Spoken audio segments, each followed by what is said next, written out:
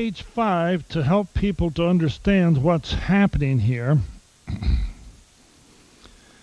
We have 7 different figures of speech that we've listed here. I don't want to get involved too heavy with them, but here you have here an allegory in which the people, things, and happenings have another meaning. The example is the king leaves the vineyard to the laborers, and that was the Jews, of course, leaving the kingdom to them, the vineyard to them. A parable, a story with an earthly setting of people, places, and things which have spiritual meaning. Christ uses that as the 10 virgins. An analogy, a similarity in some respects between things that otherwise are alike. A partial resemblance, an explaining of something by comparing it point by point with something else. The inference that certain admitted resemblances apply probability to further similarity as you move along.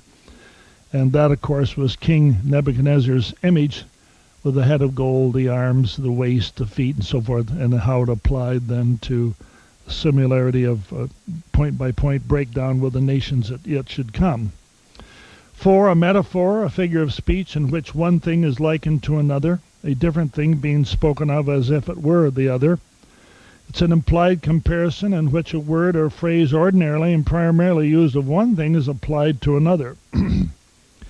When Jesus, for example, turns to Peter and says, "Get thee behind me, Satan," for the statement that he just made. Hyperbole, an exaggeration for effect, not meant to be taken literally, and you have to watch for that because the Jewish Hebrew writing was full of hyperbole. All the city is at the door. When Christ was in the house, it said all the city was at the door. Of course, all the city wasn't at the door. You're talking about over 2.5 million people in Jerusalem. They weren't all at the door. These men have turned the world upside down in Acts. They were accused of turning the world upside down. You have to watch for that.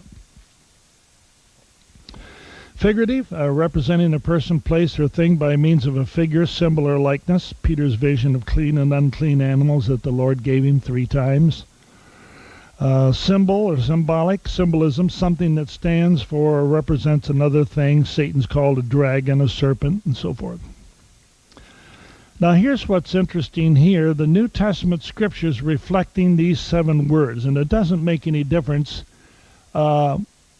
to have to identify which of the 7 is in these scriptures, but what I'd like to have you do is to take your pen this week and go in and read each one of these stories, and then with a red pen or something to the right of it, mark in there what God is saying, that you know he's not talking with a literal, natural terminology. In other words, men are called trees, sheep. But go through each one of these and get an idea, because here's a tremendous amount of teaching by Christ in the Gospels of saying one thing but meaning another.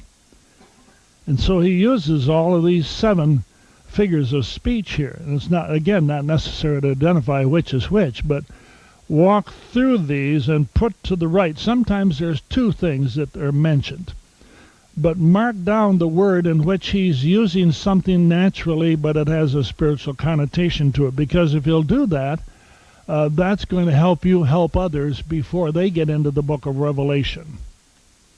I don't need to do that for you, but for others that are really into strong natural interpretation of Revelation, this is going to set them free, because Christ is the one who's being revealed and speaking a tremendous amount of the book of Revelation. And you have to understand he already spoke this way to the disciples.